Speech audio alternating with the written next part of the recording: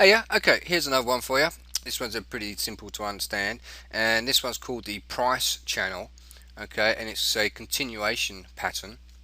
Let's go to my whiteboard and show you basically what that will look like.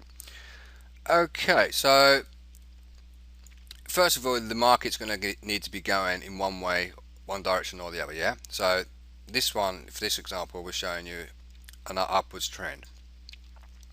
Alright, and you need to basically find 2 points in the upwards area, okay, to actually draw your trend line on. Okay, so basically it will go like this. Then you would need to take a duplicate copy by drawing another trend line over the top and moving it to so you can actually have one of these lines touch one of these other ones on the bottom. Okay, now this here is actually referred to as a bullish continuation price channel. Alright, it's a bullish price channel. Oh, okay, excuse my handwriting there. Okay, so essentially every time it hits the bottom here, it should retrace and go back up the top and hit this line and come back down and hit the bottom. Alright, so for as long as it's actually trading inside that channel, it's a bullish uptrend. Alright, well, it's a bullish price channel.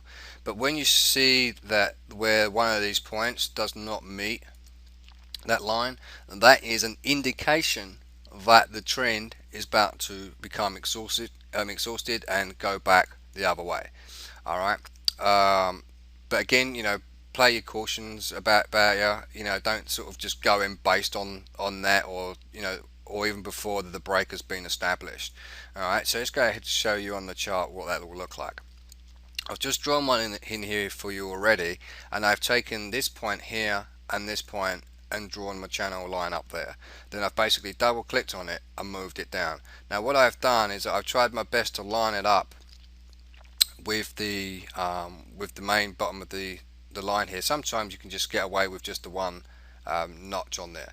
Now you can see where this mark here didn't actually touch the top of this trend line, so it decided to reverse and it broke right there. That's a kind of a nice area to have to take advantage of. And here is one on the downside. Okay, we can take that point, and that point, and then get a hold of the trend line again and bring it down to the next areas where you can actually find the points on, and the market should actually trade within that area. We're on the 1 hour British pound right now.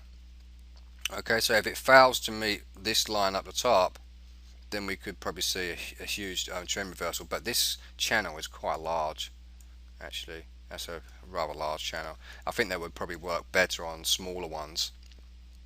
Let's see if we can go back a fair bit. That's a big old channel as well. I wonder. Okay, but this one is just a normal, just a traditional breakout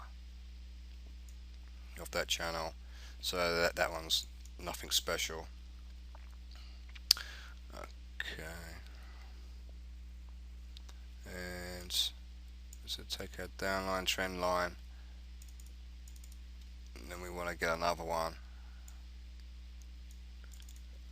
Double click it and just raise it parallel with the next high, and you can see how the market hit the bottom there, went back, hit the top again, and it's kind of gone in the middle, and then it's just basically broke. It hasn't hit this top line again, hasn't hit the bottom. I'm not sure why it didn't go back the other way. Maybe there was some other sentiment that was pushing it down, but there's your break right there. Alright, so pretty easy. Okay, so I'll see you very soon in the next video. Bye for now.